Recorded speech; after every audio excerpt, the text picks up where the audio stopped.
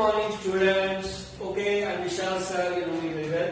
Now, we are going to study chapter number 1 of History and Political Science. The chapter number 1 or lesson number 1, Historiography and Development in the West, or Historiography Development in the West. West is nothing but the European countries or Europe. So, we will study about that. तो हम लोग इस topic के बारे में हम लोग पढ़ेंगे कौन सा historiography development in the West. अब ये चैप्टर बहुत इंपॉर्टेंट है। क्या है? बहुत इंपॉर्टेंट है एग्जाम के, बोर्ड के एग्जाम के हिसाब से, क्योंकि इसमें से बहुत सारे क्वेश्चंस आते हैं। बराबर, लेसन बहुत छोटा है, ये चैप्टर बहुत छोटा है। It is very small and compact chapter. Here it is very important chapter from the point of view of board exam. So first we will learn about introduction.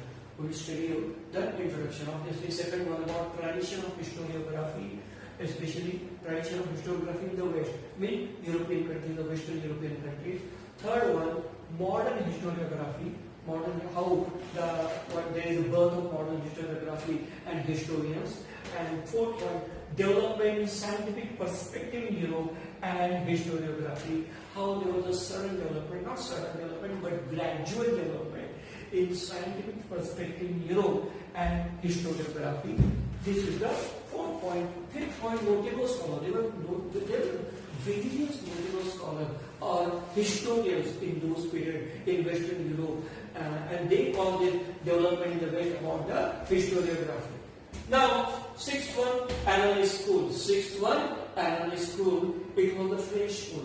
Then seventh one, feminist historiography, a history or study of history from the perspective, from the point of view of women. Okay.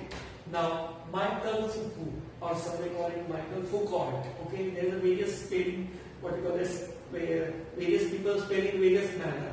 So some may call it Michael Foucault or Michael Foucault. Okay. Now, this is the way this lesson structure. इस तरह से lesson ऐसे बांट दिया गया, structure किया गया है। बराबर। अभी हिस्टोरिकल हम लोग पहले पढ़ेंगे introduction. First introduction of chapter.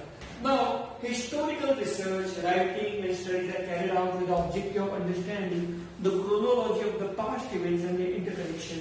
This is the continuous process. अभी हिस्टोरिकल रिसर्च, जो भी रिसर्च होती है हिस्ट्री में, अभी हिस्ट्री में रिसर्च कौन करता है? हिस्टोरियंस, इतिहासकार, एंड राइटिंग जो भी वो हिस्टोरियन लिखते हैं, एंड स्टडीज और जो भी वो स्टडी करते हैं।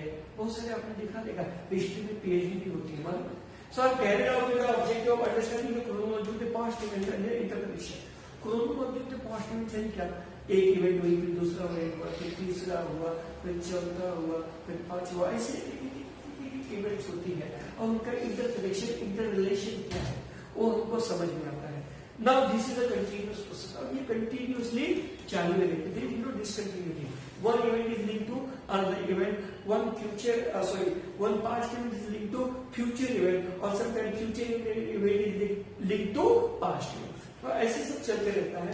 Now in the physical and natural sciences, the empirical method is used to verify the available knowledge. So physical and natural sciences nothing but the you may call it chemistry, biology, physics. Okay, these are the physical sciences. Geology, not geography. Geology is also physical science. So these are the exact sciences because even though they deal with the nature, they are exact sciences because you can conduct experiment in lab or in a particular set and you can prove about them. So in the physical and natural sciences, the empirical method, laboratory method of experiment and observation is used to verify the available knowledge. Whatever available knowledge, whatever available theorem, whatever available formula, you can effectively check it, verify it in a particular setting in a lab. बराबर। आप lab में जाके, जैसे आपको मालूम है 9th और 10th में आप जब केमिस्ट्री और क्या बोलते हैं बायोलॉजी, उसके बाद फिजिक्स, ये सब पढ़ते हैं, तो आप देखते हैं आपको टीचर लैब में लेके जाते हैं, वहाँ आपको समझो कोई फॉर्मूला है तो उसके बारे में हम लोगों को, या कोई थीसिस है या कोई थ्योरम है, बराबर, या कोई थियरी है, तो उसके बारे में हम लोगों को बताया जाता है किधर? लैब में। ऐसे एक्सपेरिमेंट कंडक्ट करो, फिर हमको मालूम पड़ता है हाँ ये गैस ऐसे बनता है, ये थियरी ऐसे प्रूव होती है, ऐसे हमको उसके प्रूव किया, उसके ऊपर एग्जाम भी होते हैं। तो ये प्रूवन साइंसेस है, these are the proven sciences. But history or other social sciences, like economics also, these are unproven sciences, and they are inexact sciences. They are inexact sciences. So exact नहीं है, बराबर, और inexact है, they are not proven. क्योंकि वो laboratory में तुम लोग हिस्ट्री के लिए कोई लैब में जाओगे, इकोनॉमिक्स के लिए कोई लैब में जाओगे, वहां क्या एक्सपेरिमेंट करोगे, किसके ऊपर होगे, ह्यूमंस के ऊपर, क्योंकि history is related to human civilisation और human beings.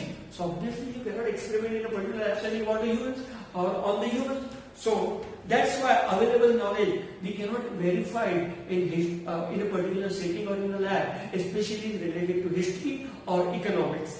Now this method allows formulating laws that remain true irrespective of the time and space. बराबर. अभी देखो कुछ लॉज रहते हैं, जैसे न्यूटन 3 लॉज ऑफ मोशन आपने पढ़ा रहेगा या सुना रहेगा, बराबर.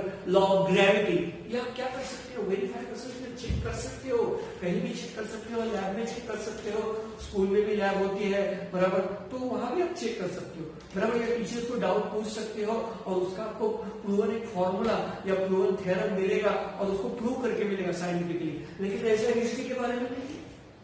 So those laws can be tested and proved repeatedly. Those laws, law of gravity is universal. It is not static, or it is not related to a particular country, particular nation, particular region. It is universal. So it can be proven anywhere at any time. But what about the historical, what we call historiography or historical thesis?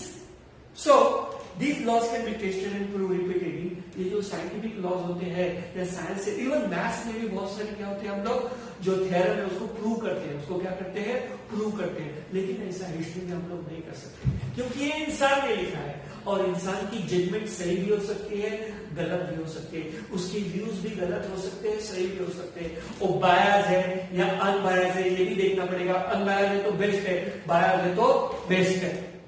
So, ये सब problems है. In historical research, it may not be possible to use the method of laboratory experiment and observation. In historical research, suppose any historian want to, suppose I am a historian and I want to prove a particular historical event, then I cannot set up a lab. I cannot prove it in a particular setting or in a lab. I cannot do experiment. उस समय के राजा, समझो शिवाजी महाराज, आप सब लोग जानते हैं, बराबर, उन्होंने ये इवेंट हुआ थे, उनके साथ इनके साथ उसका मुगलों के साथ युद्ध हुआ था, तो हम लोग उसके बारे में कैसे प्रूव करेंगे, उन लोगों को फिर से बुलाएंगे, क्या आत्माओं को बुलाएंगे? तो वैसे ही है कि हिस्ट्री में हम लोग कोई पर्टिकुलर लैब में या पर्टिकुलर सेटिंग में, बराबर, कोई पर्टिकुलर फॉर्मूला यूज करके उस चीज को सिद्ध नहीं कर सकते, उस प्रिंसिपल्स को सिद्ध नहीं कर सकते. सिद्ध यानी प्रूव करना, क्या करना, प्रूव करना. So in historical research, it may not be possible to use the method of laboratory experiments and observation. Now this is so because we were not present in those historical times. I was not present in Shivaji's period, or in Mughals period, or even in British period. So obviously, space and the historical events cannot be recreated. You cannot recreate it. You can imagine it. You can imagine about it. There will be imaginary recreation, virtual recreation, digital recreation. Okay, but you cannot have physical recreation of that particular event. Physical recreation करना मुश्किल है कि उस समय के राजा को कहां से बुलाएंगे, उस समय के जो भी झगड़ा हुआ, युद्ध हुआ, मारामारी हुआ, संघर्ष हुआ, वो हम लोग कैसे प्रूव करेंगे, बराबर. उसके लिए कोई लैब नहीं है, उसके लिए कोई पर्टिकुलर सेटिंग नहीं है. जो भी उन्होंने लिखा था उस समय के हिस्टोरियंस ने, उस समय के लोगों में, उस समय तो हिस्टोरियंस भी नहीं थे, जो भी लिखते थे राज दरबार के लोग थे, राजा के लोग थे, या कोई अच्छे स्कॉलर लोग थे, उन्होंने लिख दिया. तो बायस है, अनबायस है, करेक्ट है, रॉन्ग है, वो हम लोग नहीं कह सकते. That's why history is not the exact science. History is related to social sciences. Okay, so now this is also because we were not present in historical time and space, and the historical events cannot be recreated. This is the most important point.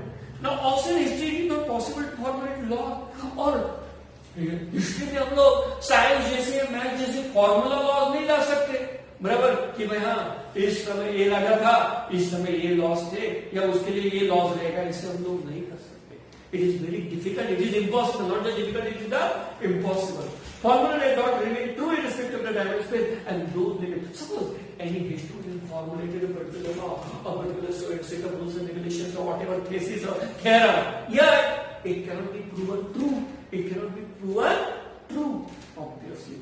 So irrespective of time and space, तो हम लोग उसको prove नहीं कर सकते. That's why I already told you previously also. History is inexact science. Social sciences or social studies are inexact sciences. Economics is also social science is also inexact because they are dealing with the human behavior or human nature, and that is also ancient period or even the past. So you cannot recreate past. Can you recreate your own past? अपना खुद का ही भूतकाल हम लोग recreate कर सकते हैं? जैसे हम लोग जन्म लिया बड़ा लिया फिर से जन्म लेंगे क्या? नहीं. So that's why history is inexact science. To begin, we need an expert who knows the language and script of a historical document in order to read it and understand its meaning. बराबर. अभी historiography जो होती है, it is nothing but the study of history in detail. बराबर. Proving detail. जो भी study हम लोग डीप में करते हैं, डिटेल में करते हैं. तो begin, we need an expert. अभी कोई भी हिस्ट्री के बारे में जानने के लिए, हिस्टोरियोग्राफी के जानने के लिए या पर्टिकुलर इवेंट के जानने के लिए, पास्ट इवेंट का और फ्यूचर इवेंट ऑफ इवेंट पर पास्ट इवेंट, तो उसको जानने के लिए हमको क्या चाहिए? एक्सपर्ट चाहिए. अभी एक्सपर्ट किसमें? लैंग्वेज में. बराबर. क्योंकि उस समय की लैंग्वेज अलग थी. आपको मालूम है इंडिया में बराबर ब्रिटिश आने के पहले और रामायण महाभारत के समय में बराबर आपने देखा रहेगा संस्कृत लैंग्वेज बोली जाती थी. बराबर. आज बहुत सारे स्टूडेंट तो संस्कृत मालूम ही नहीं है और संस्कृत पढ़ने वालों को भी संस्कृत आता नहीं, ये हालत है. बराबर. तो उस समय के उन लोगों की लिपि यानी क्या बोलते उसको लिखने का तरीका अलग था, बोलने का तरीका अलग था. बराबर. एक्सप्रेशन क्या बोलते कोई भी थॉट्स को, इमोशंस को और उस इवेंट्स को एक्सप्रेस करने का, व्यक्त करने का जो जरिया होता है वो भी अलग था. इन सब चीजों को जानने के लिए हम लोग नहीं कर सकते. We are lemon. लेमन यानी हम लोग साधारण इंसान है. हम लोग कोई बहुत हिस्टोरियन नहीं है, स्कॉलर्स नहीं है, बराबर एक्सपर्ट्स नहीं है. तो उसमें लैंग्वेज एक्सपर्ट्स को बुलाया जाता है. बराबर. जैसे बहुत सारे आप लोग देखते हैं शिलालेख यानी एंशिएंट स्क्रिप्चर्स रहते हैं या इंस्क्राइब किया रहता है. जैसे आपने देखा रहेगा शिवाजी के कॉइन के ऊपर उस समय में शिवाजी के जो कॉइन है वो भी आज हमारे यहाँ म्यूजियम में रखे हुए हैं. उसमें जो लिखा है आज तुम लोगों को पढ़ो, बुक में भी कहीं दिया है और हमको समझेगा ही नहीं. तो उसके लिए लैंग्वेज एक्सपर्ट लगेंगे, हिस्टोरियंस लगेंगे, हिस्टोरियन स्कॉलर्स लगेंगे. बराबर. So language script of a historical document. कोई भी डॉक्यूमेंट जो हमको मिला उस समय का, ब्रिटिशों के पीरियड का, शिवाजी के पीरियड का या कोई भी मुगल एम्परर के पीरियड का, तो हम लोग उसके बारे में बराबर भले उर्दू में लिखा देगा लेकिन उस समय की भी भाषा का लिखने का ढंग अलग था. तो ऐसे में उसको जानने के लिए या मराठी में भी लिखा रहेगा, उस समय की मराठी बहुत अलग थी. अगर मैं आपको लग रहा है मैं झूठ बोल रहा हूँ, कैसे होगा सर, इस समय की मराठी उस समय की मराठी में कैसे फर्क है? तो उधर बोलने की बोली भाषा अलग थी, लिखने का ढंग अलग था, लिखने की लिपि जो होती है बराबर वो भी अलग थी. बराबर. तो उसको जानने के लिए बहुत सारे संस्कृत वर्ड उस लैंग्वेज में आते थे. तो ऑब्वियसली उसको अंडरस्टैंड करने के लिए हमको लैंग्वेज एक्सपर्ट चाहिए, स्क्रिप्ट के एक्सपर्ट चाहिए. स्क्रिप्ट को जानने के लिए क्योंकि उस समय स्क्रिप्ट होती थी. अभी तुम बोलेंगे ये स्क्रिप्ट क्या है? क्या पिक्चर की स्क्रिप्ट है? पिक्चर की स्क्रिप्ट नहीं है. बराबर. आप माइक्रोसॉफ्ट वर्ड कोई भी कंप्यूटर लीजिए, माइक्रोसॉफ्ट का उसमें ऑपरेटिंग सिस्टम रहेगा. माइक्रोसॉफ्ट वर्ड में आप जब टाइप करेंगे तो आपको अलग अलग स्क्रिप्ट आएंगे उसमें. यानी इंग्लिश में भी अलग अलग स्क्रिप्ट है. बराबर. तो हमारे लैंग्वेज में तो कितने स्क्रिप्ट रहेंगे क्योंकि हमारे इसमें कितनी भाषा है. So understand it's meaning. तो उसमें क्या लिखा है, उसका मीनिंग क्या है. यानी उस समझो शिवाजी के पीरियड का कोई डॉक्यूमेंट मिला, मुगल एम्परर के पीरियड की कोई डॉक्यूमेंट मिला या एंशिएंट कोई भी पीरियड हो उसका कोई डॉक्यूमेंट मिला या कोई चीज मिली और उसके ऊपर कुछ इंस्क्राइब किया, कुछ लिखा है, कुछ ड्रॉ किया है, तो हम लोग कैसे समझेंगे? तो उसके लिए लैंग्वेज एक्सपर्ट, स्क्रिप्ट, उस लैंग्वेज को जानने वाले, स्क्रिप्ट को जानने वाले एक्सपर्ट, इनकी जरूरत होती है जो हम लोग नहीं कर सकते. So also the expert can examine the authenticity of the document. Authenticity means genuineness. और जेन्युइन है कि नहीं ये जानने के लिए हमको एक्सपर्ट की जरूरत होती है. By using criteria such as lettering style. Lettering style अलग होती है. Now author style of writing. Author style of writing, वो जो लेखक था उसका लिखने का स्टाइल अलग था. बराबर. उसके बाद मैन्युफैक्चरिंग डेट. मैन्युफैक्चरिंग डेट कोई प्रोडक्ट नहीं है, मैन्युफैक्चरिंग डेट, लेकिन वो जो कोई भी लिखा है वो पत्थर के ऊपर लिखा है, किसी डॉक्यूमेंट के ऊपर लिखा है, तो कब लिखा था, तो सचमुच उस समय लिखा था क्या, उस समय वो राजा था क्या, ये सब देखना चाहिए। एंड टाइप ऑफ पेपर, अभी तभी पेपर ऐसे पतले नहीं थे, बहुत जाड़े थे, बराबर। और कभी कभी पेपर नहीं बल्कि पन्ने यूज करते, पत्ते पत्ते पेड़ के पत्ते यूज करते थे। So obviously type of paper. Then stamp of authority, stamp यानी सील, उस राजा का कोई स्टैम्प रहेगा, उस किंगडम का कोई स्टैम्प रहेगा, उस सम्राट का कोई स्टैम्प रहेगा, बराबर। वो देखना पड़ता था कि वो सचमुच है, ऑथेंटिकेट है, जेन्युइन है, सचमुच है। So, such a document is further scrutinized by historian with the help of relevant historical reference. तो उस डॉक्यूमेंट को जांचना चाहिए, क्योंकि ऐसे बहुत सारे, मैं भी बोलूंगा मेरे पास शिवाजी की तलवार है, मेरे घर में शिवाजी की तलवार है, मेरे पुरखों को मिली थी, ऐसे मैं भी कुछ भी फेंक दूंगा, कुछ भी बोल दूंगा, झूठा बोल दूंगा, तो आप मान लोगे? नहीं। चलो दो चार लोग मान भी लेंगे, लेकिन हिस्टोरियन नहीं मानेंगे, बराबर।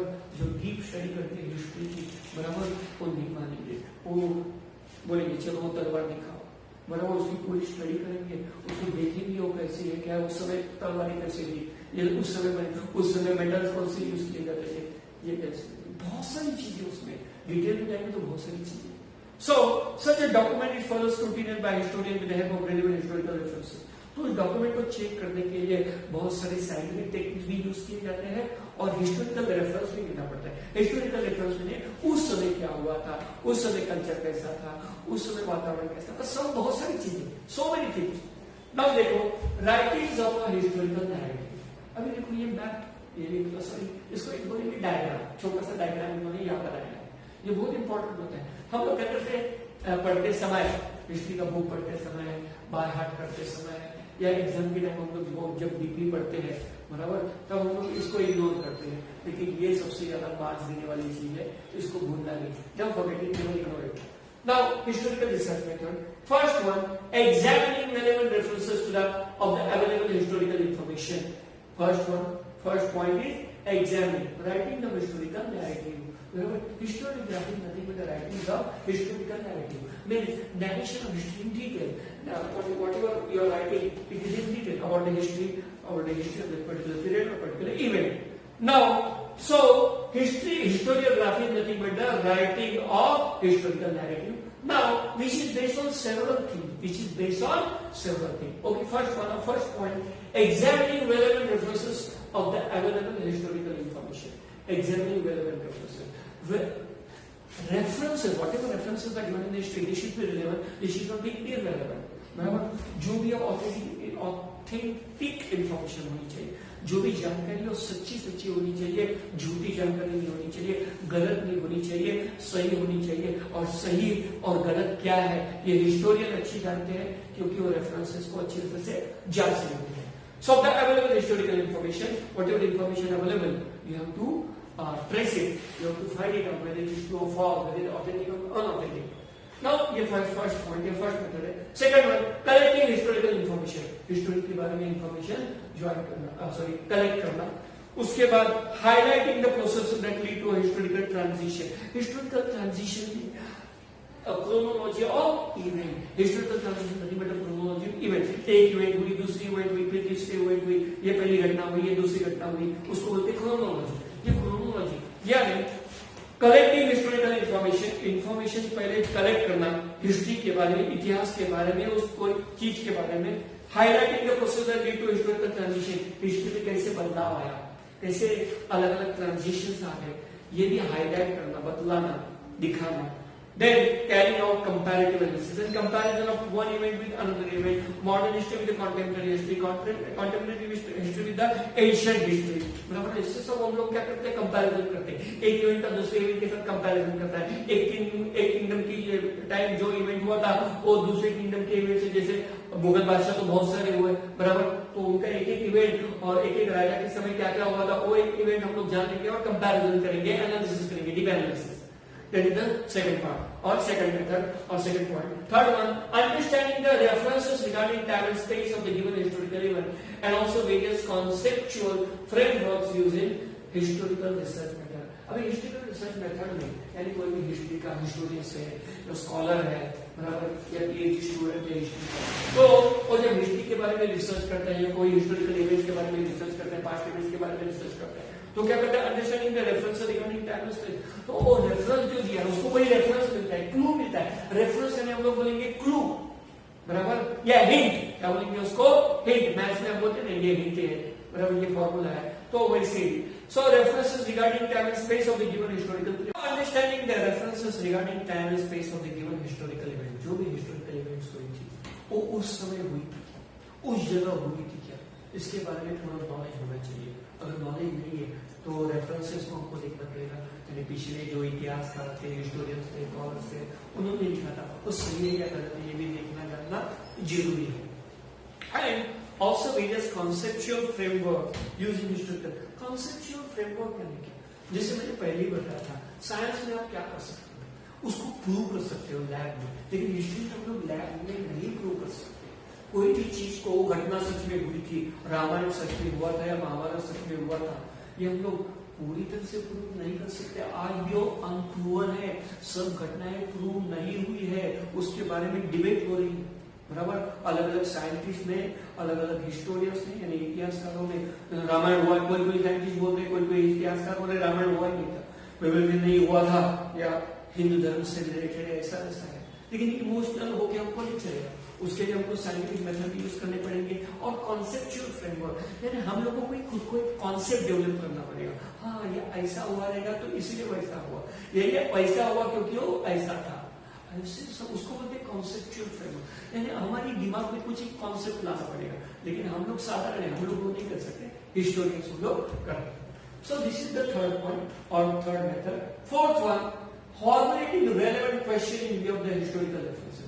अभी हिस्टोरिकल रेफरेंसेस, हाँ ये घटना ऐसे हुई थी, बराबर। जैसे आपको मालूम है शिवाजी महाराज ने मुगलों को या औरंगजेब था उसको यहाँ वहां हरा दिया, बराबर, और उसके जितने भी फोर्स थे किले थे वो कब्जे में कर लिए, ऐसा हम लोगों ने पढ़ा है। लेकिन सचमुच में ऐसे हुआ था क्या, सचमुच में वो ऐसे उन्होंने हरा दिया था क्या, ये जानने के लिए आपको क्या करना पड़ेगा, हिस्टोरिकल रेफरेंस, यानी किसी ने उसके बारे में लिखा है, बराबर। जो उस समय के डॉक्यूमेंट्स थे वो हमको देखने पड़ेंगे, वो जांचने पड़ेंगे, सचमुच में ऐसा हुआ था क्या, या ऐसे ही उसने लिख दिया है, ये हमको जांचना पड़ेगा, देखना पड़ेगा, उसको बोलते हैं। और फिर सवाल पूछने पड़ेंगे। सवाल किससे पूछेंगे, बराबर, अभी क्या शिवाजी महाराज से पूछेंगे या औरंगजेब से पूछेंगे, नहीं, बल्कि सवाल उसमें क्वेश्चनर प्रिपेयर करते हैं। क्या करते हैं, क्वेश्चनर प्रिपेयर करते हैं, लॉजिकल क्वेश्चंस होते हैं उसमें, और वो अपने आप से हम लोग पूछते हैं, बराबर। उस हिस्ट्रिकल जो भी इवेंट हुई है या जो भी रेलेवेंट इंफॉर्मेशन या हिस्टोरिकल रेफरेंसेस हमको मिले हैं, उसके बारे में हम लोग एक सवाल, एक क्वेश्चन तैयार करते हैं और उसका लॉजिकल आंसर ढूंढने की हम लोग कोशिश करते हैं, उसको बोलते हैं formulating relevant question in view of the historical references. Now first, second, third, fourth, और मेथड हो गया फोर्थ। अभी फिफ्थ, फॉर्मुलेटिंग हाइपोथेसिस। अब ये हाइपोथेसिस से क्या, बराबर, ये मैथ्स में भी होता है हाइपोथेसिस, लेकिन मैथ्स में कैसा होता है, एग्जैक्ट होता है। क्यों, फॉर्मूला तुम्हारे पास रहता है, बराबर, तुम्हारे पास एक मेथड रहता है। हिस्ट्री में ऐसा कुछ प्रूवन मेथड नहीं है, प्रूवन फॉर्मूला नहीं है। तो हाइपोथेसिस यानी क्या, कुछ कल्पना करना है कि हाँ उस समय ये घटना यहाँ हुई थी, ये संघर्ष यहाँ हुआ था, ये वॉर या ये युद्ध यहाँ हुआ था, और उसकी वजह से तो ये यहाँ हुआ था, वो सचमुच हुआ था, बराबर। हाँ चलेगा, हम लोग समझ लेंगे, चलो सचमुच में हो गया था, ऐसे मान लेंगे, तो उसका इवेंट, उसका क्या रिपरकशंस हुआ, बराबर, उसको बोलते हैं हाइपोथेसिस फॉर्मुलेशन। हाइपोथेसिस फॉर्मुलेशन, हाँ, यानी ये ऐसा हुआ इसलिए वो वैसा हुआ, या इस घटना का उस घटना से कुछ लिंक है, बराबर, या उस जगह का उस वॉर से या उस युद्ध से या उस हिस्टोरिकल इवेंट से कुछ लिंक है, उसको बोलते हैं हाइपोथेसिस, यानी वो लिंक जोड़ना, बराबर। ये सिर्फ कल्पना होती है, सच्चाई इसमें कितनी है न मैं जानता हूं ना आप जानते हो, सो उसको बोलते हैं फॉर्मुलेटिंग हाइपोथेसिस। ये है fifth method. Last method, sixth method, critically examining of various sources of history. मतलब जो भी सोर्सेस हमको मिलते हैं उसको क्रिटिकल एग्जामिनेशन करते हैं। क्रिटिकल यानी क्या, वो सचमुच में वो रिसोर्सेज या जो सोर्सेस है, जो रेफरेंसेस है, वो फायदेमंद है, वो रियल है, ऑथेंटिक है, बराबर, और ट्रू है, बराबर, अच्छे है, रिलायबल है, ये सबसे इंपॉर्टेंट है, रिलायबल है, एफिशिएंट है, काम आने लायक है, बराबर। तो ये सब देखना पड़ता है। और ये हिस्टोरियंस ही करते हैं, हिस्ट्री के स्कॉलर्स ही करते हैं, जो पीएचडी स्टूडेंट्स होते हैं वो इसमें करते हैं। तो ये सब क्या है, writing of historical narrative, historical research method. ये हिस्टोरिकल रिसर्च मेथड है, ये अलग अलग मेथड है, 6 मेथड है, वो हम लोग यूज करते हैं और इससे ही हिस्ट्री लिखी जाती है, हिस्ट्री के बारे में स्टडी की जाती है और हिस्ट्री के बारे में हम लोग जान लेते हैं। So then we go to page number 2। Okay, methods of various disciplines are used in historical research. अभी methods of various discipline, discipline यानी क्या, और डिसिप्लिन जो स्कूल में, कॉलेज में या घर में होता है या क्लास में होता है। डिसिप्लिन यानी अलग अलग शाखा है, अलग अलग ब्रांचेस, जैसे साइंस एक डिसिप्लिन माना जाता है, या स्ट्रीम बोलते हैं आजकल के, science stream, commerce stream, art stream, तो वैसे ही डिसिप्लिन इसमें भी होते हैं, हिस्ट्री में भी होते हैं। तो उसको हम लोगों को क्या करना है, इस्तेमाल करना है, यूज करना है। So for example archaeology. Archaeology यानी आपको मालूम है खोदना। अभी खोदना है क्या, कोई गटर नहीं खोदना है या गड्ढा नहीं खोदना है, खोद काम करना है। क्या आपने देखा है, बहुत सारे पिक्चर में भी दिखा है, गॉडजिला पिक्चर में आपने देखा रहेगा, बराबर, जो वो डायनासोर वहां से गुजरता है, उसके बड़े बड़े पंजों के निशान आ जाते हैं, तो वहां तुरंत आर्कियोलॉजिस्ट और हिस्टोरियन पहुंच जाते हैं, क्योंकि ऑब्वियसली ये स्टडी उससे रिलेटेड है, वो लोग तुरंत देखते हैं, बराबर। वैसे ही बहुत सारी चीजें, जैसे हड़प्पा और मोहनजोदारो, ये सिविलाइजेशन, पिक्चर में देखो, मूवीज में देखो, और सिविलाइजेशन जो है वो कैसे मिला, वो तो पूरा रेत के नीचे, जमीन के नीचे था। जब उसको ब्रिटिश हिस्टोरियन को मालूम पड़ा या उनको शक आया इसके नीचे कुछ है, उन्होंने खोदना शुरू कर दिया, खोद काम करना शुरू कर दिया, और तो भी उनको मिला क्या, तो एक हड़प्पा और मोहनजोदारो का बड़ा बड़ा एंशिएंट सिविलाइजेशन, एंशिएंट सिटीज, पूरे बड़े गांव और शहर वहां उनको मिले। तो ये सब जो है इसके लिए आर्कियोलॉजी इंपॉर्टेंट है, तो हिस्ट्री में आर्कियोलॉजी का बहुत इंपॉर्टेंस है। उसके बाद आर्काइवल साइंस है। अभी आर्काइवल साइंस है, बराबर, ये क्या होता है, और बहुत सारे स्टूडेंट इसको स्पेल करते हैं आर्चिवल, आर्चिवल नहीं बोलते उसको, आर्काइवल।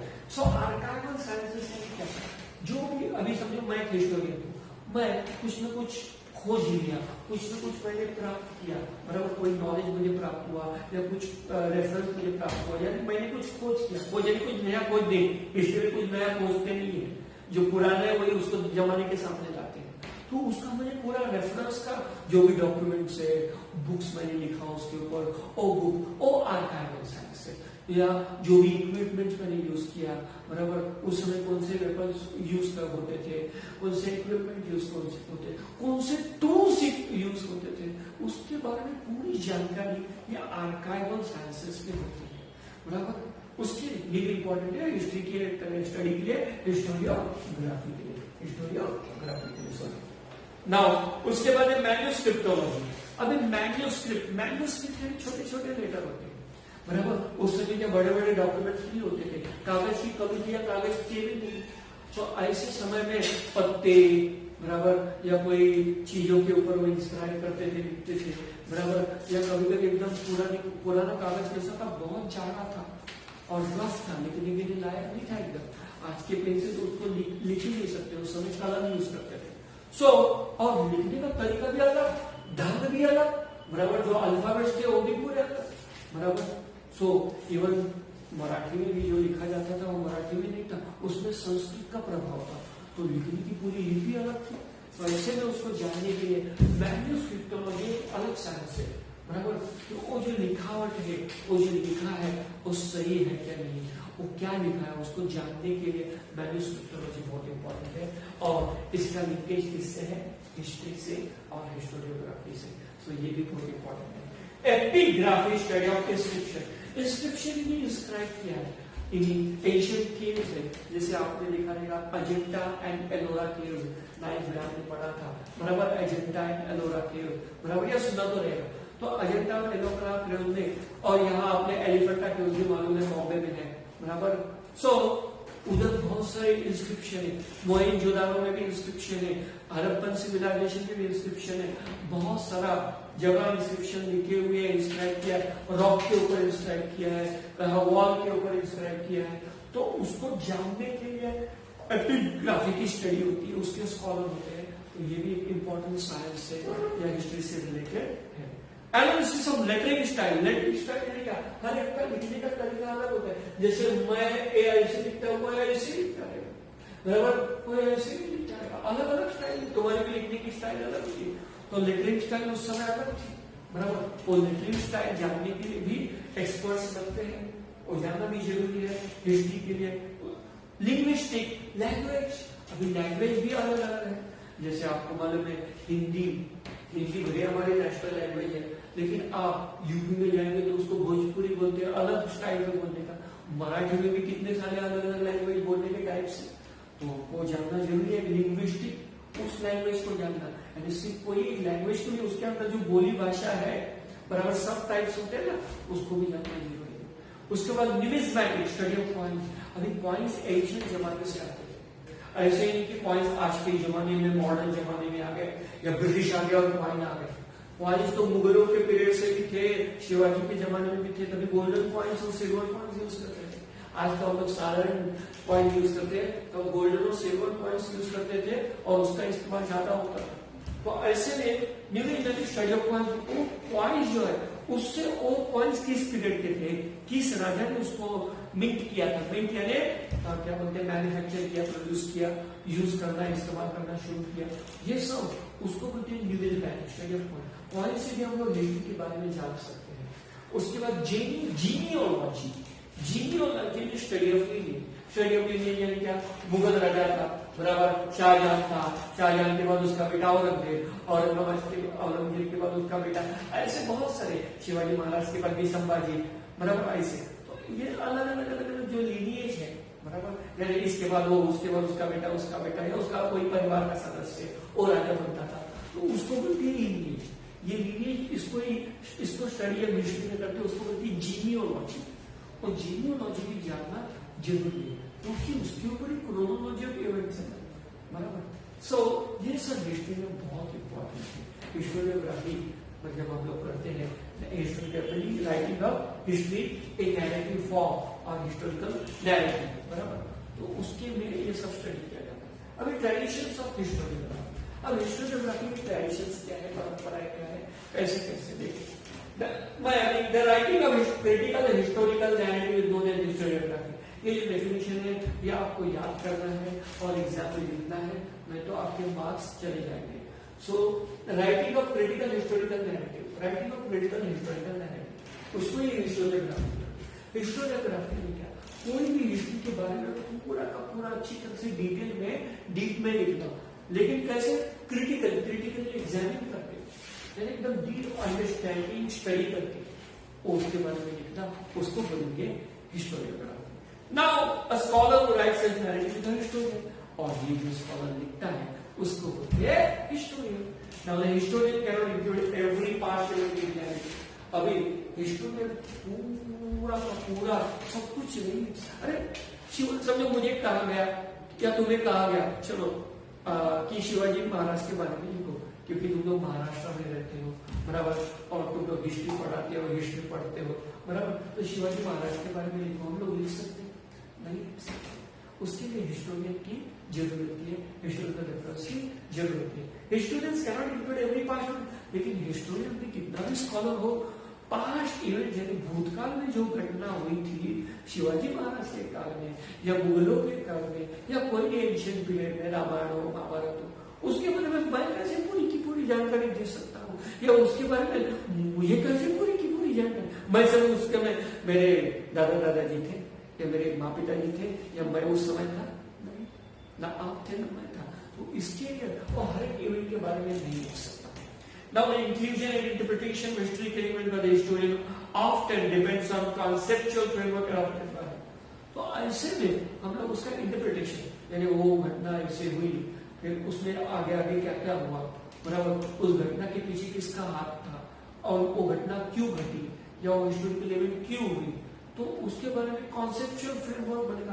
कॉन्सेप्चुअल फ्रेमवर्क यानी हम लोग कॉन्सेप्ट डेवलप करेंगे, बराबर, हाँ ये ऐसे हुआ था, शायद ये ऐसे हुआ रहेगा, शायद ये इस वजह से हुआ रहेगा, शायद ये इस जगह हुआ रहेगा, ये कॉन्सेप्ट है, ये रियलिटी टोटली नहीं हो सकती, बराबर।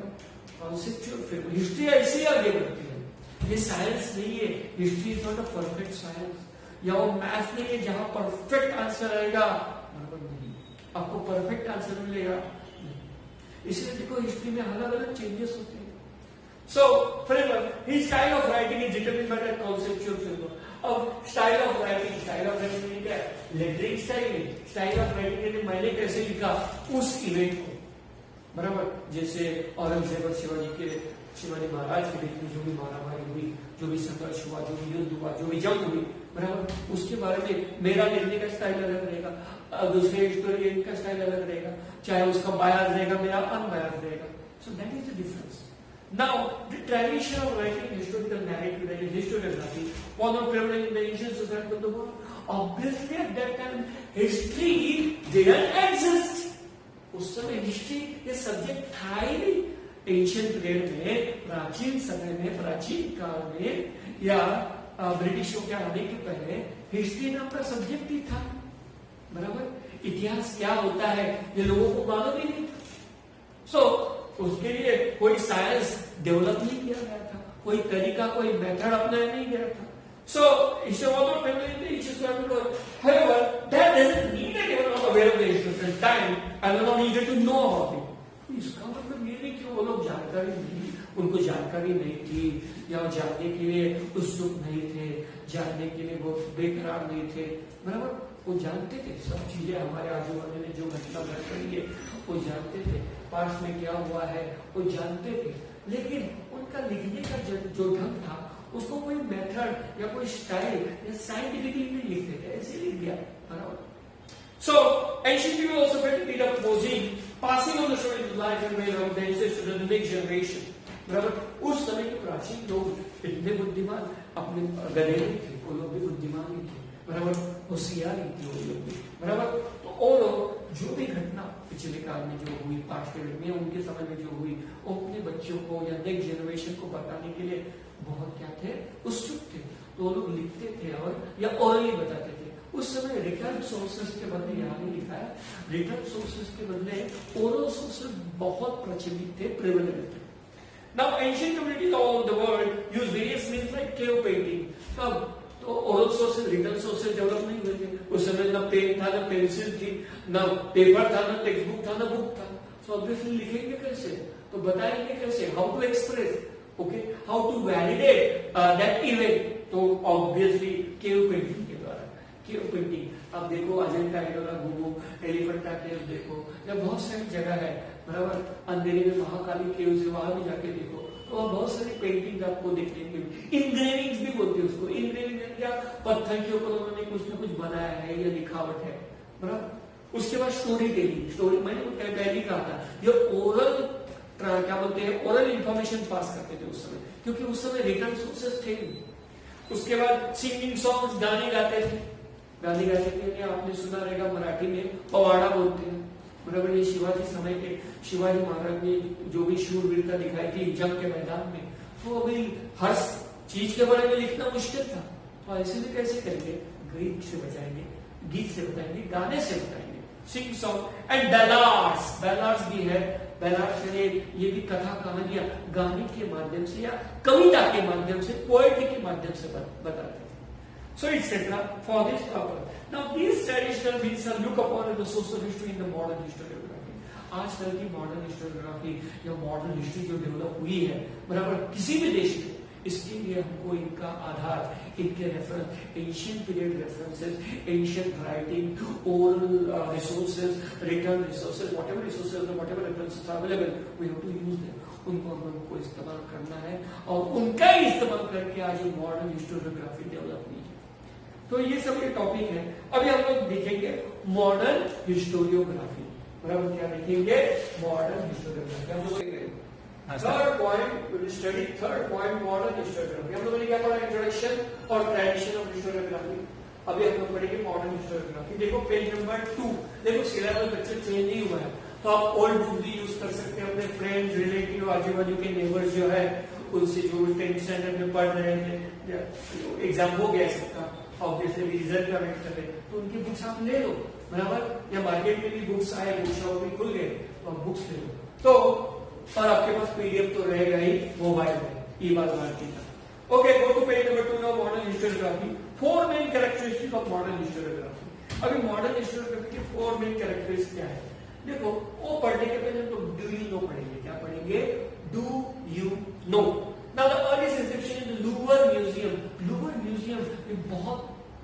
म्यूजियम है और ये फ्रांस में है। लूवर ये एक्चुअली शहर का नाम है, क्या है, फ्रांस की एक सिटी का नाम है, वहां ये म्यूजियम बनाया गया है, बस गया है। और लूवर म्यूजियम में हम लोगों को अर्लिएस्ट इंस्क्रिप्शन, सबसे पहला इंस्क्रिप्शन जो है इजिप्ट के टाइम का, बराबर, वो वहां दिखेंगे। Now the above picture shows a fragment of earliest inscription. ये फ्रैगमेंट है, नॉट अ होल और total, but it is a fragment. Fragment यानी टुकड़ा उनको पत्थर का मिला है और उसके ऊपर कुछ बनाया हुआ है, देखो ड्रॉ किया हुआ है, बराबर, ड्राइंग्स है, पेंटिंग है, सब कुछ लिखा भी हुआ है शायद। So earliest inscription, the forward marching file of soldier holding shields and spears is seen here. The general is in the front. Forward marching five soldiers, of soldiers जैसे आगे जा रहे हैं, ये आपको यहाँ दिखेगा, बराबर। एंड होल्डिंग शील्ड, शील्ड यानी क्या, ढाल, और स्पीयर्स यानी भाला, उनके हाथ में भाला है और ढाल है, और सब सोल्जर एक जैसे मार्च कर रहे हैं, आगे बढ़ रहे हैं, कहते हैं ना लेफ्ट राइट लेफ्ट वैसे। एंड सीन हियर आप देख सकते हो, the general is in the front. General यानी आपको मालूम है लीडर जो होता है, कैप्टन जो होता है, बराबर, वो हमेशा आगे होता है सैनिकों के, वो सबसे आगे। इन्होंने बताया, देखो यहाँ आप देख सकते हैं, एकदम सिंपल है। Now the tradition of recording historical events can be traced back to Sumer civilization in Mesopotamia. अब मेसोपोटामिया ये उस समय का नाम है, आज उसको इराक और ईरान बोलते हैं, बराबर। उस समय में इराक और ईरान अलग नहीं थे। गल्फ कंट्री में इराक और ईरान, आपको मालूम है, मिडिल ईस्टर्न कंट्री, इराक और ईरान था middle eastern country, and they were not separated, now they are separated, but at those time they were collectively known as Mesopotamia. तभी उनको Mesopotamia कहते हैं, और तभी वहां इस्लाम का प्रभाव नहीं था, मुस्लिम लोग थे नहीं, क्योंकि मुस्लिम रिलीजन ही नहीं था, बल्कि सुमेर सिविलाइजेशन था। क्या था? सुमेर सिविलाइजेशन। जैसे हमारे यहाँ हड़प्पन सिविलाइजेशन, एंशिएंट टाइम में इंडिया में कौन सा सिविलाइजेशन था? हड़प्पन सिविलाइजेशन, या मोहेंजोदारो का सिविलाइजेशन, वो पूरा अलग था। वैसे वहां सुमेर सिविलाइजेशन यानी सुमेर जमाती के लोग या उस टाइप के लोग रहते थे। Now in Mesopotamia, names of Sumerian kings and the stories of battles fought by them have been preserved in various inscriptions. तो उस समय में सुमेर के राजा थे, बराबर, और वहां के स्टोरीज और battles fought bye them preserve in various. तो ये इंस्क्रिप्शन में उस समय सुमेर राजा की किन किन अलग अलग राजाओं से, किंगडम से या सम्राटों से, एम्परर से लड़ाई हुई थी, जब हुई थी, संघर्ष हुआ था, उसका पूरा डिटेल जैसे इस पिक्चर से, इस इंस्क्रिप्शन से समझ में आ रहा है, या वो लोग हमको बताने की कोशिश कर रहे हैं। क्योंकि उस समय मैंने कहा था ना, कोई बुक नहीं था, डॉक्यूमेंट नहीं थे, कुछ भी नहीं थे, वो लोग पत्थर के ऊपर इंस्क्रिप्शन निकाल के बताने की कोशिश कर रहे हैं। Now the earliest inscription shown above dates back to 4500 before Christ, BCE, 4500 years before Christ, बराबर, और बिफोर कॉमन एरा, हम लोग बोल सकते हैं उसको बिफोर कॉमन एरा। इतने एंशिएंट पीरियड का वो क्या है, इंस्क्रिप्शन है, उसको हम लोगों को जानना जरूरी है। It records battle for between the two kingdom, Sumer राजा या सुमेर सिविलाइजेशन या सुमेर किंगडम और कोई उसके अपोजिट में किंगडम रहेगा, उन दोनों में जो बैटल हुआ था, संघर्ष हुआ था, जब हुई थी, उसके बारे में वो बताया गया है। Now it is now displayed at the Louvre Museum in France, और लूवर म्यूजियम जो है फ्रांस में है, यहाँ उस म्यूजियम के लिए पत्थर रखाया गया है, इंस्क्रिप्शन रखा गया है। अभी मॉडर्न हिस्टोरियोग्राफी के 4 मेथड्स है, क्या है, 4 मेथड्स है, और हम लोग पढ़ेंगे। फर्स्ट मेथड, इस method is based on scientific principle. Modern historiography अभी scientific principle, scientific method use करिए और साइंटिफिक प्रिंसिपल्स यूज करिए। साइंटिफिकली सबको हम लोग खोज रहे हैं, हिस्ट्री में भी अभी साइंस प्रवेश कर चुका है, एंटर हुआ है। Now we begin with the formation of relevant question. Now we also ask various scientific questions related to history. History के बारे में हम लोग साइंटिफिक क्वेश्चन पूछते हैं, बराबर। साइंस का इस्तेमाल हिस्ट्री में, हिस्टोरियोग्राफी में, आजकल के जमाने में यानी मॉडर्न हिस्टोरियोग्राफी में होता है। ये पहला मेथड है। Second method, these questions are anthropocentric. Anthropocentric में related to anthropology.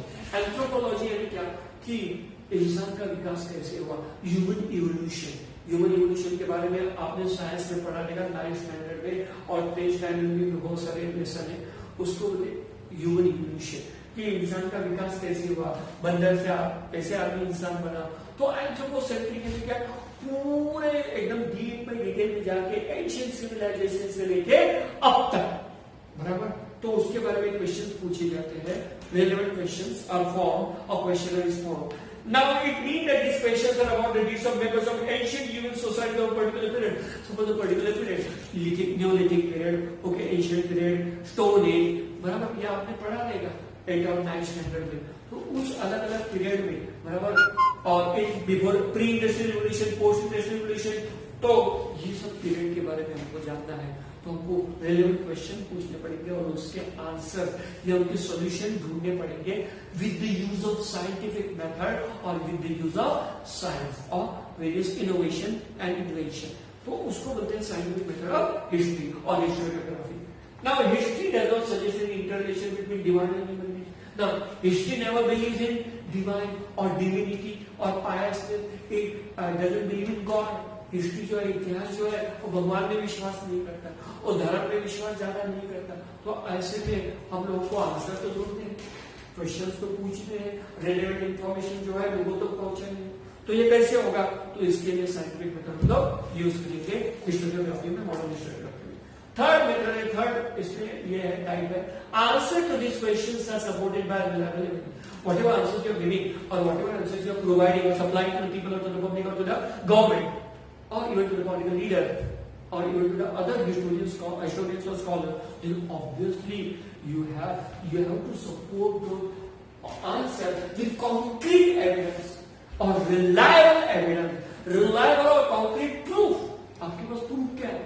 बराबर, उस समय सुमेर राजा में जंग हुई थी, इसके लिए आपके पास प्रूफ क्या है? बराबर, ये तो ऐसी परेड चालू रहेगी, आप बोलेंगे, बराबर, तो उसके लिए प्रूफ भी कलेक्ट करने पड़ेंगे।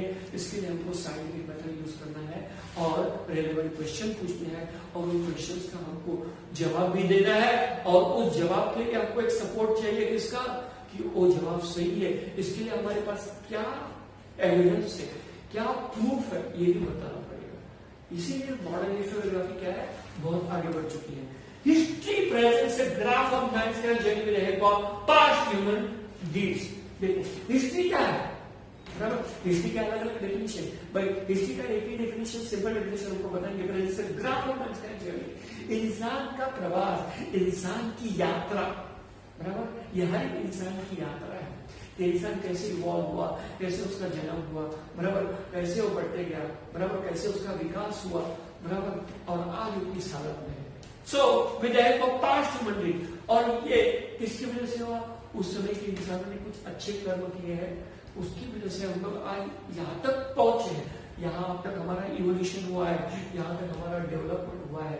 ये पढ़ने के लिए, ये जानने के लिए हिस्ट्री बहुत इंपॉर्टेंट है, हिस्टोरियोग्राफी इंपॉर्टेंट है। मॉडर्न हिस्टोरियोग्राफी में इसका भी मेथड, इसका भी यूज किया जाता है। It is said that modern historiography with our characteristic is rooted in ancient Greek historical writing। अभी देखो, ग्रीक और रोमन साम्राज्य बहुत पुराने हैं और ग्रीक लोग जो थे और रोमन लोग जो थे बहुत स्कॉलर थे, बराबर। ग्रीक स्कॉलर तो आपको मालूम है, सोक्रेटिस था, बराबर, एसॉप था, एसॉप के फेमस भी आपने पढ़े लिखे, बहुत सारे, प्लेटो था, बराबर, ऐसे बहुत सारे स्कॉलर उस जमाने में भी थे। यानी हमारे अभी के लिए उस जमाने में जो हिस्ट्री के बारे में है, बराबर, जैसे आपको मालूम है हिस्ट्री, ये नाम भी किसने रखा? ग्रीक स्कॉलर हेरोडोटस ने पहली बार इतिहास के नाम दिया, हिस्ट्री को हिस्ट्री कहते हैं, ये उसने पहले बताया। तो ये ग्रीक लोगों का बहुत सारा प्रभाव था, ग्रीक सिविलाइजेशन का, ग्रीक स्कॉलर्स का हिस्ट्री के ऊपर और स्पेशली मॉडर्न हिस्टोरियोग्राफी के ऊपर बहुत इन्फ्लुएंस है, बहुत प्रभाव है। क्योंकि वो कोई भी हिस्ट्री लिखते थे, कोई भी हिस्ट्री जानते थे, वो लॉजिकली जानते थे और वो लोग उस समय भी थोड़े थोड़े उनके पास जो भी साइंटिफिक मेथड है वो इस्तेमाल करते थे। So ancient historical writing, history originally is a Greek term, history Greek term है, हिस्ट्री इंग्लिश से नहीं आया है, बराबर। Now, Herodotus, the Greek historian of the 5th century BCE, before common era, देखो 5वीं शताब्दी, कितना पुराना समय में जाना पड़ेगा। BCE, that is also before Christ, before common era, used it first for his book entitled History, उसने पहली किताब लिखी थी The Histories, और उसने पहले हिस्ट्री नाम दिया और हिस्ट्री की पहली किताब भी लिखी। इसीलिए ग्रीक लोगों का जो है वो बहुत इंफ्लुएंस है, ग्रीक जो स्कॉलर्स थे, बराबर, उनका क्या है, हिस्ट्री के ऊपर, इतिहास के ऊपर बहुत प्रभाव है। मॉडर्न हिस्टोरियोग्राफी में आपको ग्रीक सिविलाइजेशंस के, ग्रीक स्कॉलर्स के बहुत सारे रेफरेंसेस मिलेंगे। सो मॉडर्न हिस्टोरियोग्राफी में ये सब चीजें होती है। अगले टॉपिक में हम लोग development in scientific perspective and historiography ये पढ़ेंगे, बराबर। Thank you student, thank you for your patience.